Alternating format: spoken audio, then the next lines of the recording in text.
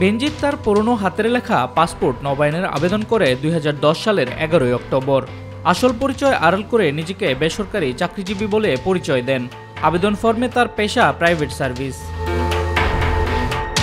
আবেদনের 2 দিন পর মেশিন রিডেবল পাসপোর্ট হাতে পান বেনজির, যার মেয়াদ ছিল 2015 সালের 13 অক্টোবর পর্যন্ত। এরপরও 1 বছর আগে ফের পাসপোর্ট নবায়নের আবেদন করে বেনজির আহমেদ। তখনও তার পরিচয় বেসরকারি চাকরিজীবী, অথচ তখন তিনি ডিএমপি কমিশনার। দ্বিতীয় দফায় নবায়নকৃত পাসপোর্টের মেয়াদ ছিল 2019 সালের 17 অক্টোবর পর্যন্ত। পরে 2020 সালে ফের পাসপোর্ট নবায়নের আবেদন করেন। তখন তিনি র্যাবের মহাপরিচালক। তখনও পাসপোর্টে তার পেশা বেসরকারি চাকরিজীবী। তখনই ধরা পড়ে তার তথ্য গোপন ও জালিয়াতির ঘটনা। সে আবেদনে ফোন নাম্বারও দেন ভুয়া। কিভাবে করলেন নিজের পেশা নিয়ে এত বড় জালিয়াতি? জানা যায়, কোনোবারই সশরীরে পাসপোর্ট অফিসে যাননি বেনজির আহমেদ। আবেদন ফর্ম নিয়ে যেতেন তার ব্যক্তিগত কর্মকর্তারা।